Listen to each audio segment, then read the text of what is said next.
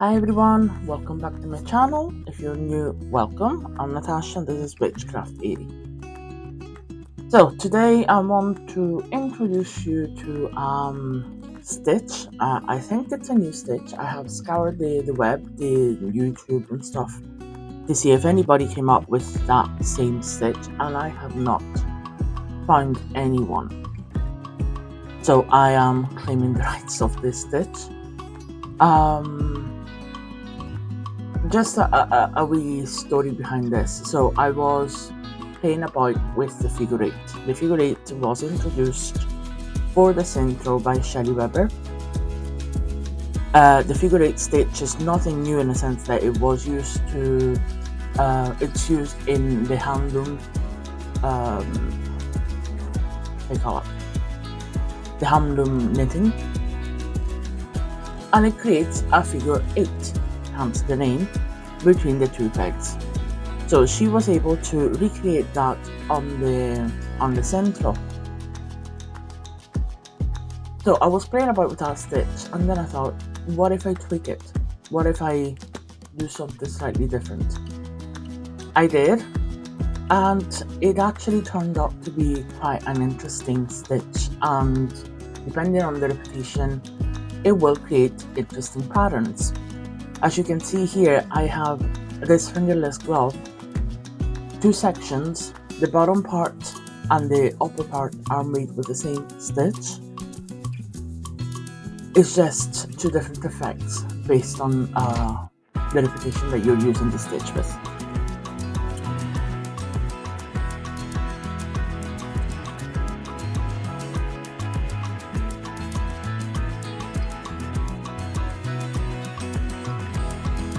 I'm showing you now the actual stitch, how it works. It's still a wrap around two pegs,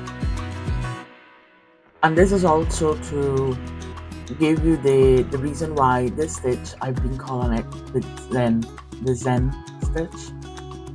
So here you see me drawing the two needles. Notice my drawing skills.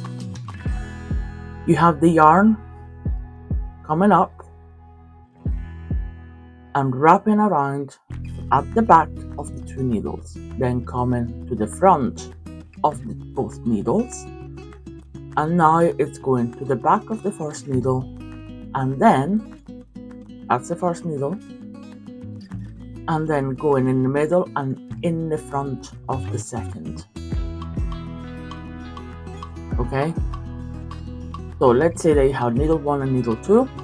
The yarn goes behind needle 1 and 2, in front and under the hook needle 1 and 2, then at the back of number 1 and at the front of number 2. Okay,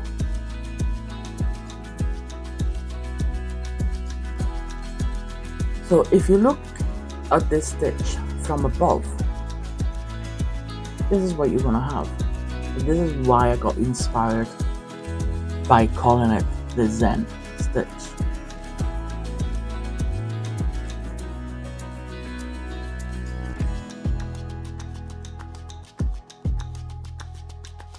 I bet everybody knows this symbol. This is a yin and yang. And if you look at it from above, you're pretty much seeing the yarn going behind the two needles. Obviously the two dots are the two needles, in front of the two needles, and then at the back of the needle 1 and at the front of needle 2.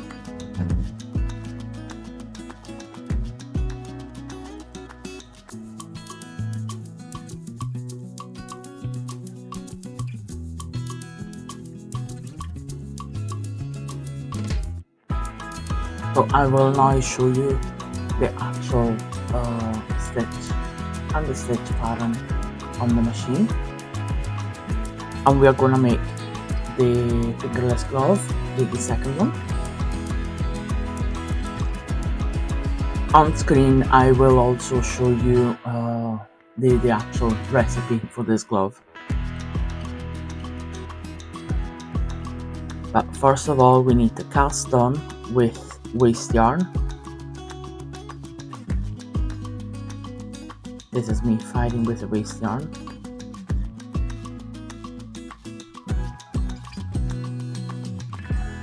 I'm using DK yarn, by the way. I'm just using cheap yarn that I find in home bargains. Lovely yarn, although you will see me struggling a little bit with this one.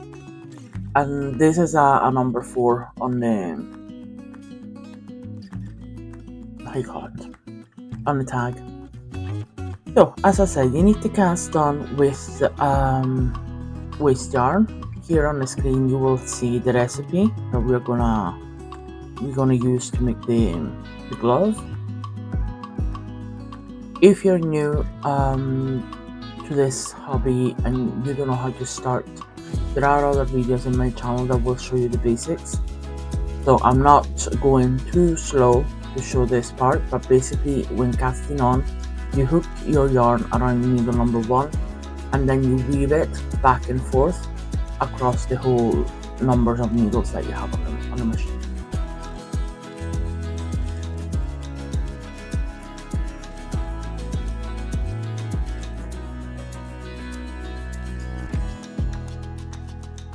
Once you've done your first round, you put your yarn in the yarn guide and in the tensioner,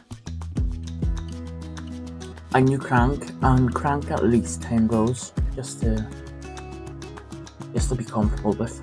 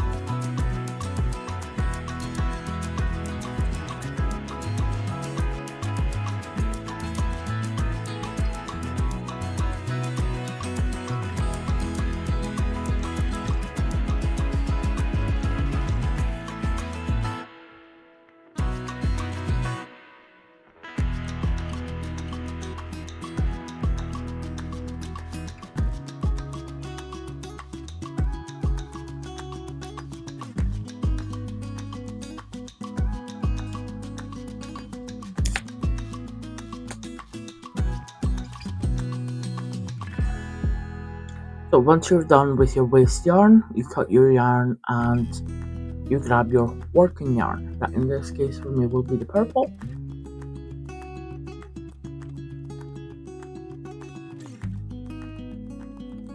We are doing the base of the glove.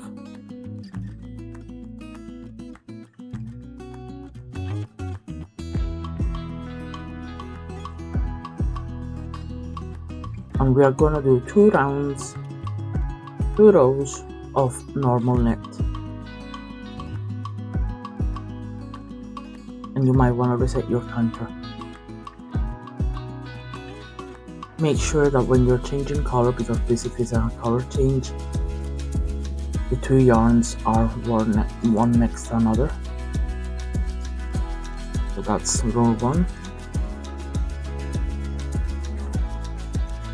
and row 2. Now we start with the stitch, the Zen Stitch.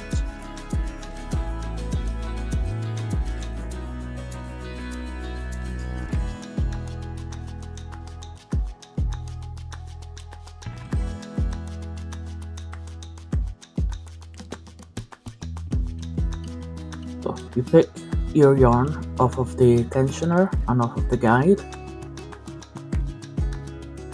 That's your last needle before starting a new row, so the last needle will knit normally. Make sure that you have a good tension without pulling too much.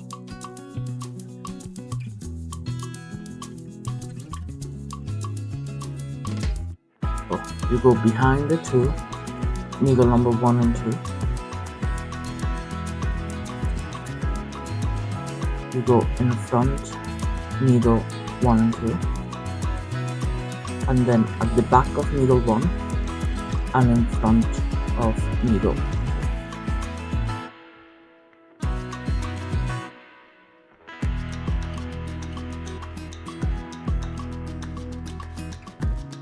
And you knit.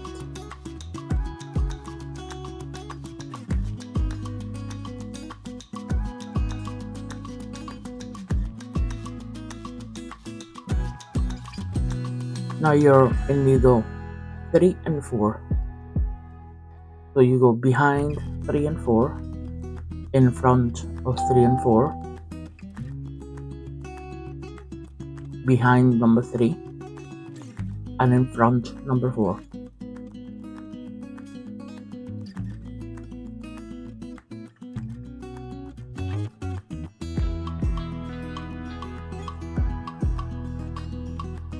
Think about it this way: every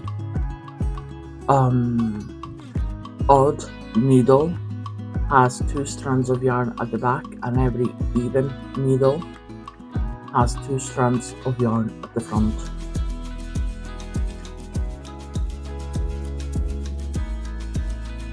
So as I said, make sure the tension is the right one, in the sense that it needs to be tense enough to avoid, as you can see, the yarn from falling off, but you must not pull too much, because then you will just strain the needles with the risk of breaking them. And you keep going.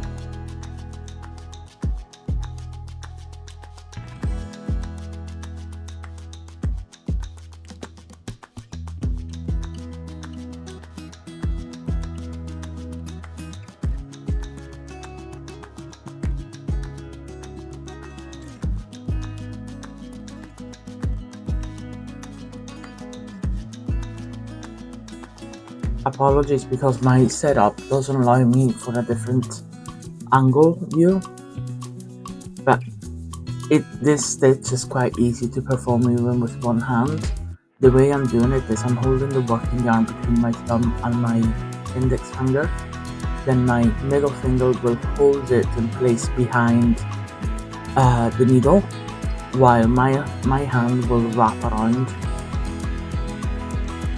See here, I'm trying to show you what I'm doing. So once it's wrapped around, I can release my finger, and then it's easy to just do the last part, because the first needle will hold it in place for you. But more you do it, more you will find your own way of making the stitch.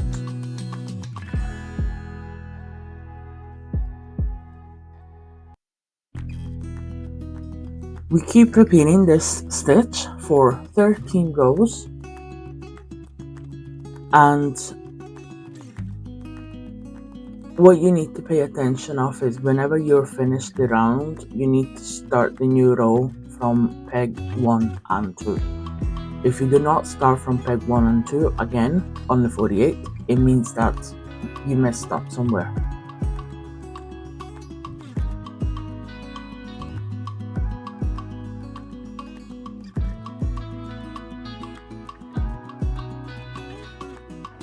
So once again, at the back of the 2 needles, at the front of the 2 needles,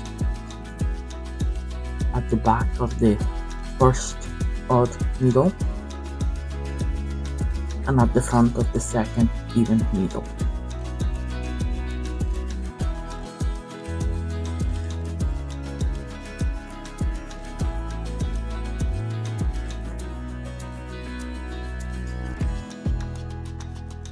So keep in mind the symbol of the yin and yang.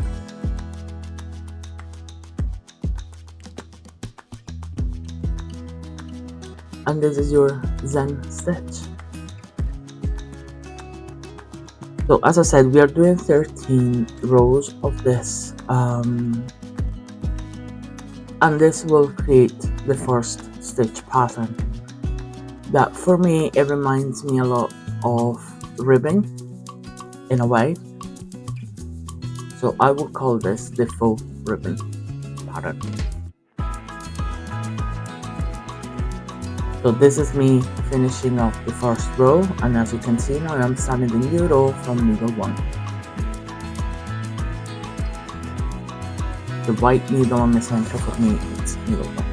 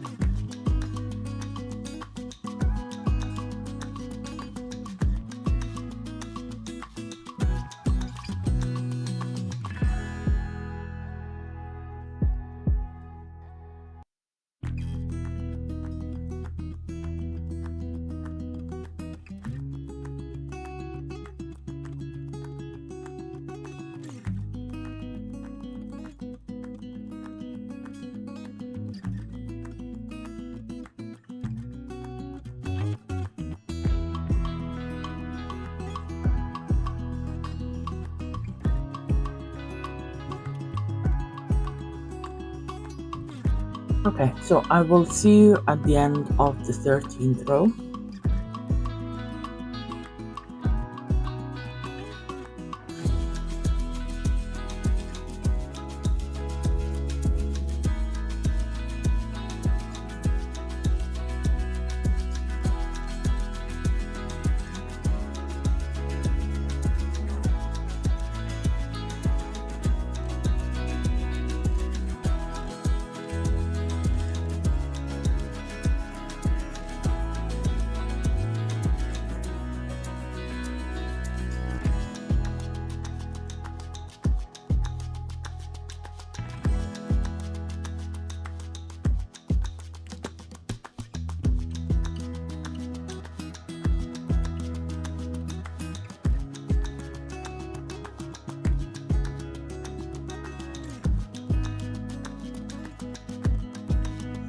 Okay, so we are now done the 13 rows of pattern, and I'm now doing one row of normal knit with the purple because we need to do a color change, and to be honest, the color change is easier when you have a normal knitted row. So that was my first normal row of knit. I'm changing my color to a light pink.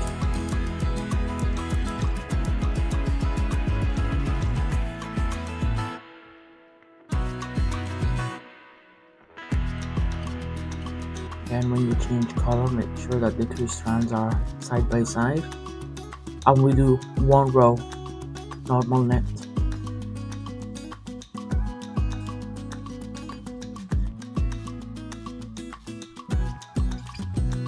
I'm already tying a knot here just to keep it in place. You can adjust it later or off the machine, however suits you.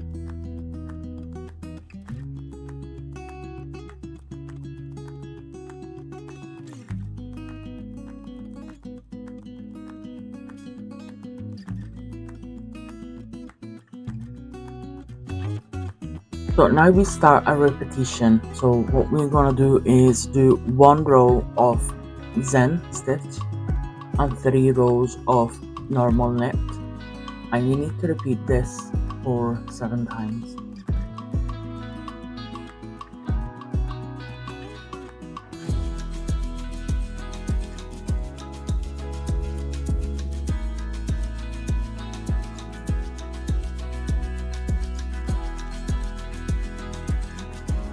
So once again, you wrap around needle 1 and 2 once, and then you go at the back of needle 1 and at the front of needle 2.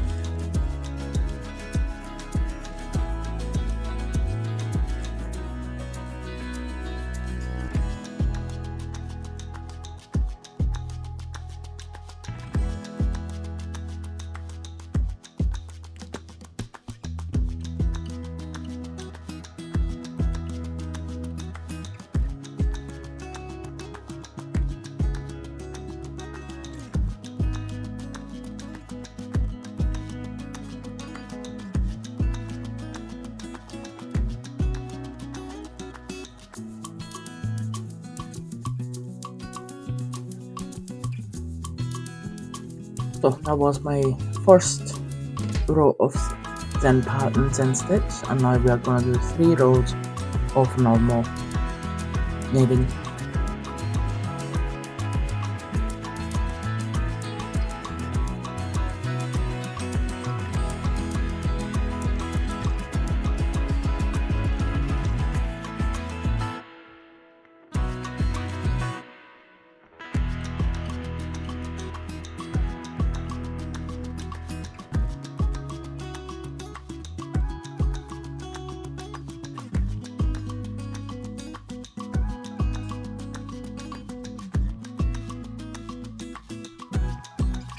Okay, we now start a new row of Zen Stitch. And as I said, you need to do this 7 times. It's easy enough to count it looking at the project on the machine, but otherwise just grab a piece of paper and a pen and just jot down every time you do the Zen Stitch. just to keep you in track.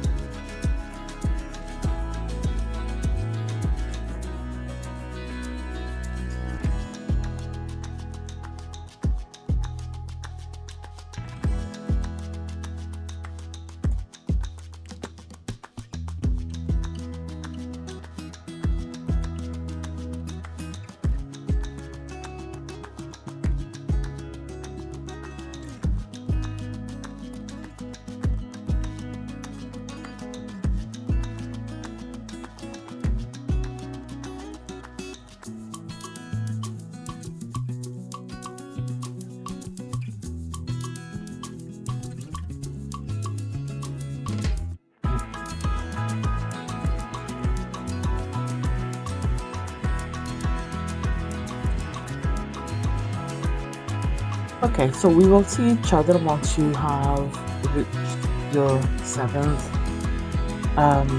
row of Zen Stitch.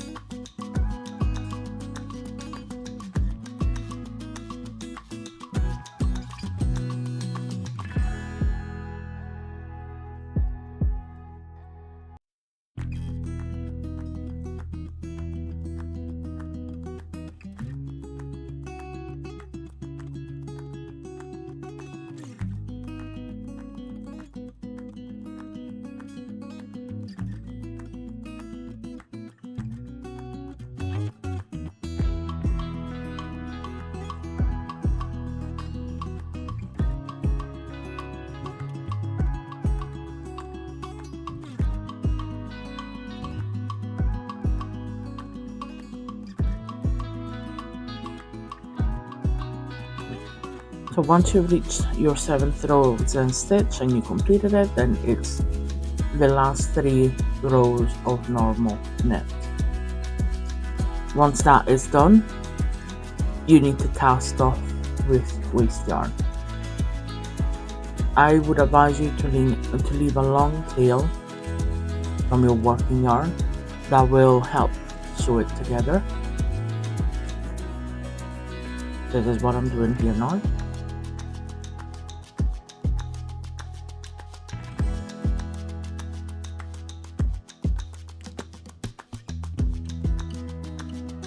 Once again, when you cast off, do at least 10 rows or whatever feels comfortable for you.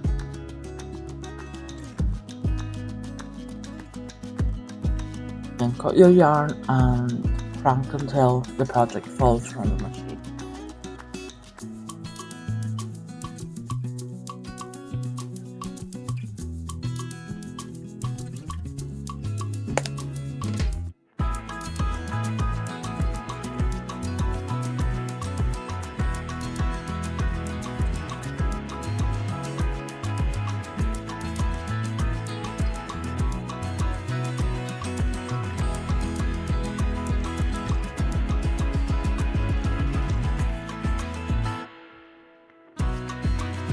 This is what we have.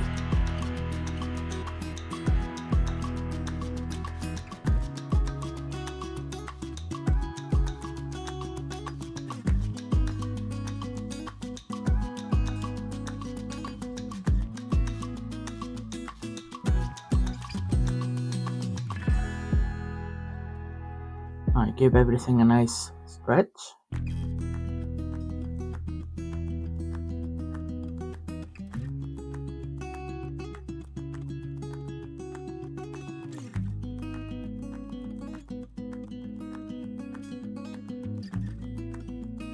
Now, while I was knitting, I made a mistake. I got distracted. So the stitch itself and the pattern are quite easy to do, but if you get distracted, obviously, then mistakes can happen. And what I did here was I did my my one round of Zen Stitch, but then I went uh, over. I was pretty much starting a new row with that stitch. So what I did, I tried to go back on my stacks, but while doing that, I dropped a couple of stitches. Now, dropping stitches on that pattern, it's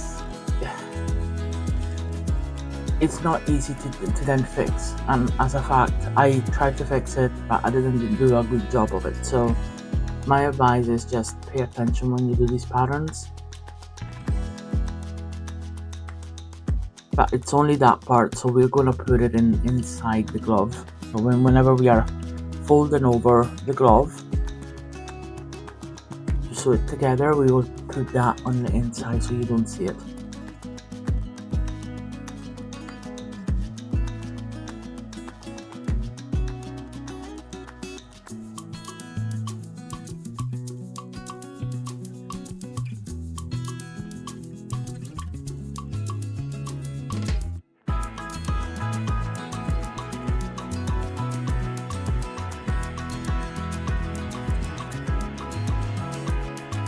Okay, so once you have checked out your project, decided which side you want to show, then you start closing flat the tube.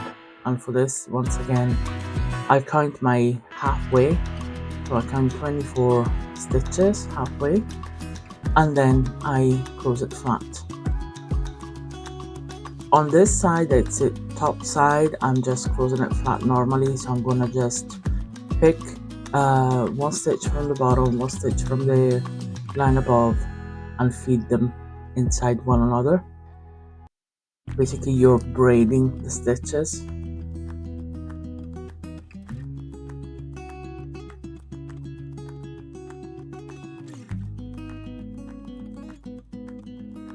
Again, I have videos in my channel that will show this in a little bit more detail.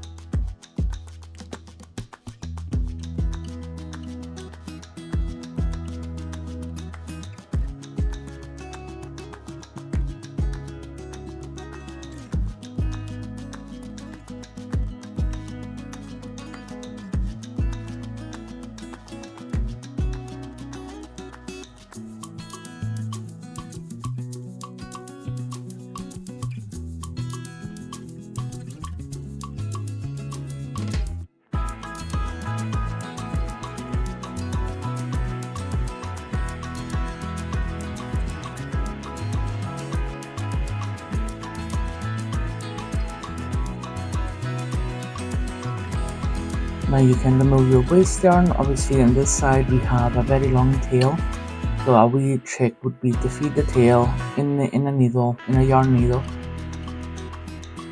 so you can then hide the tail inside the project.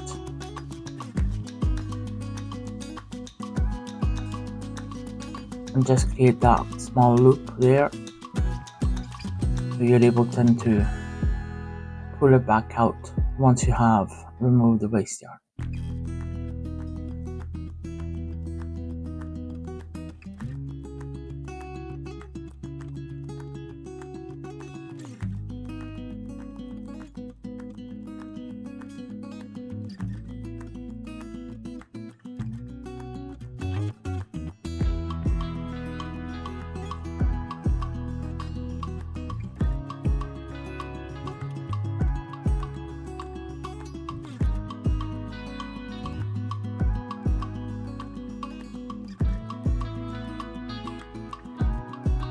Now we're gonna do the base. So for the base, you can choose to close it as we did the top side.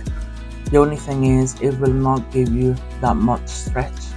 Instead, if you do a single crochet all around, then it will allow a little bit more stretch to the base.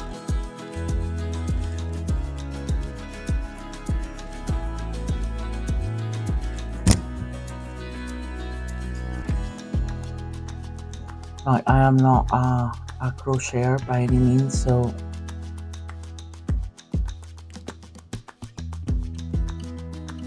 I'm just doing what feels right, and it works for me.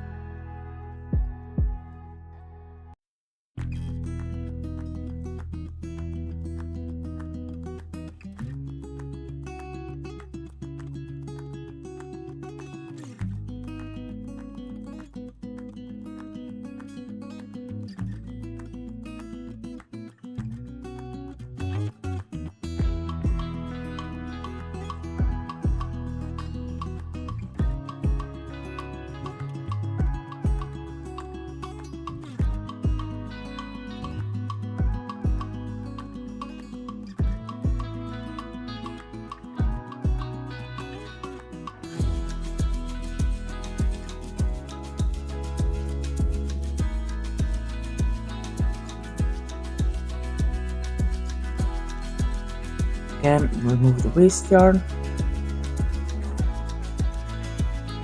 as this was our beginning on the machine. We need to release our first row of waste yarn before we can just unravel it.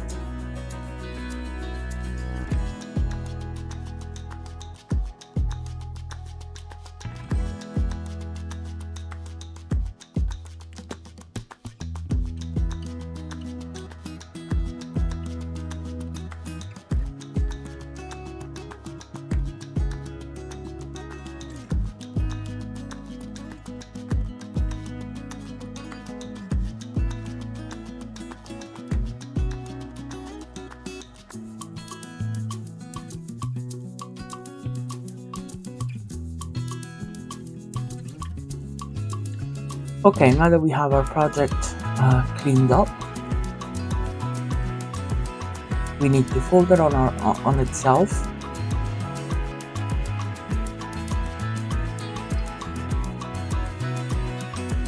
Choose whichever side you want to show. Then you fold it on the long side, and we are going to close it using a mattress stitch and leaving a gap for your thumb.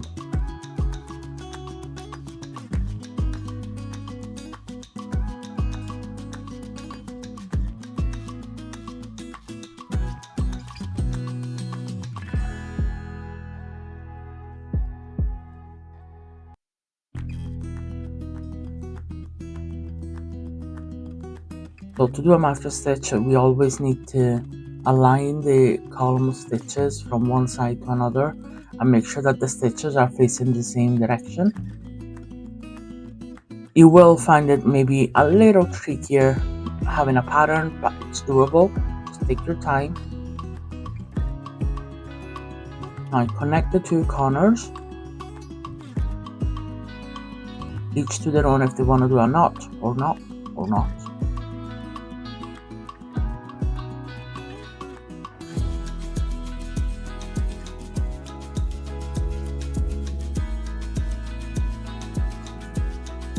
So now we go back to the other side, and we're going to grab 2 bars within the 2 first stitches. As I said, it could be a little trickier because you have the pattern to work with, but just take your time.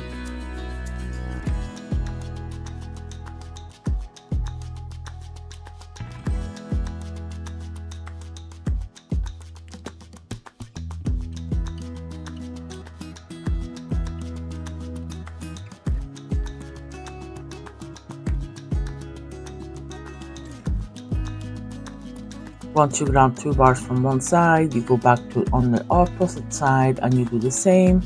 And when you go back to the side closest to you, make sure that you go back in the same spot you came out from. And that is how you do it all along.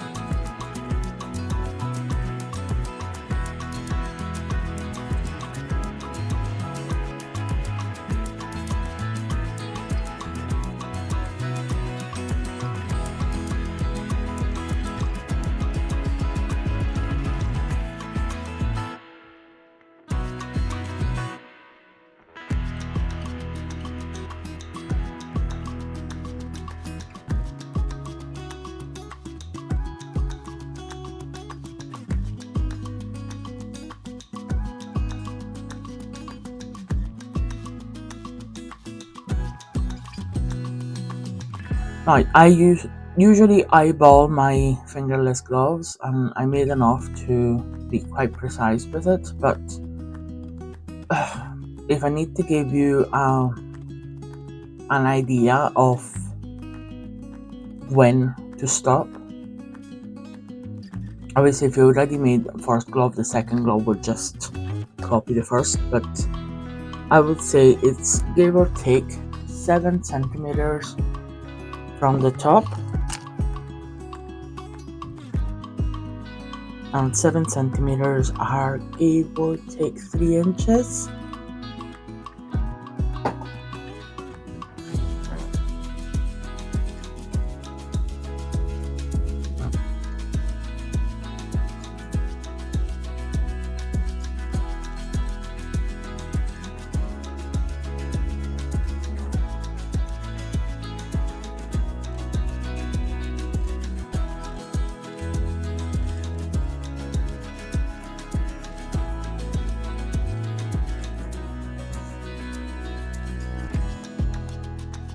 So when you're ready to leave a gap,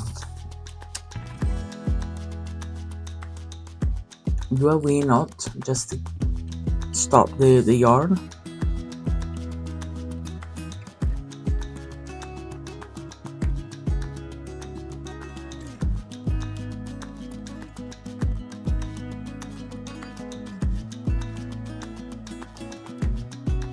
Then feed the yarn inside the project and come back out roughly 6 1/4 inch later.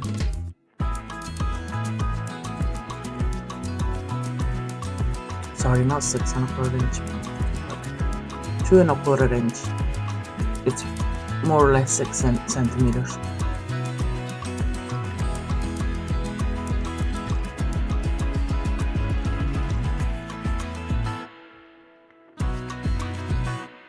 And then you just keep repeating the mattress stitch up until the end.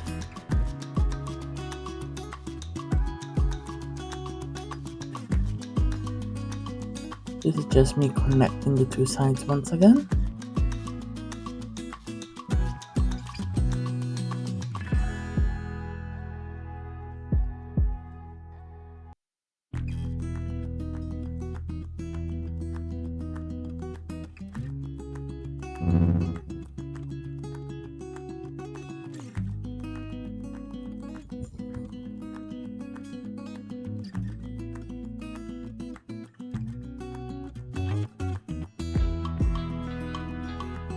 keep on doing it up until the very end of the glove. I try not to pull on the yarn until I'm finished, just to facilitate it's easier to follow the columns of stitches if you don't pull on them.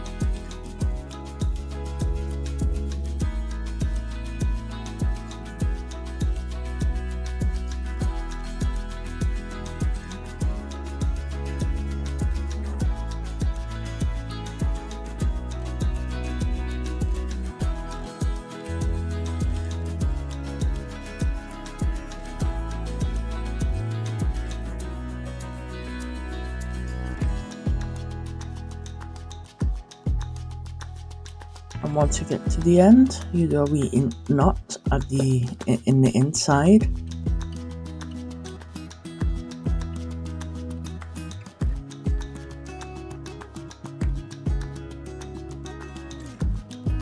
You hide your tails.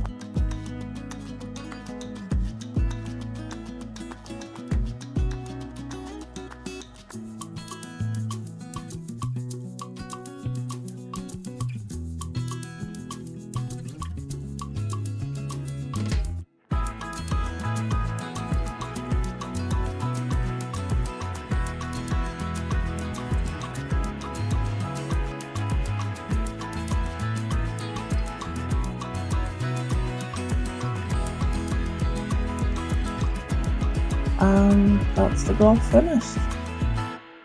Now on the left one, I just added a wee crochet chain to make a wee bow, but I mean, you can decorate it or not as you please.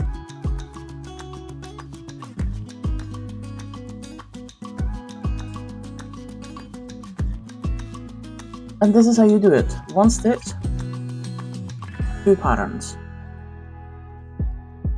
Bye!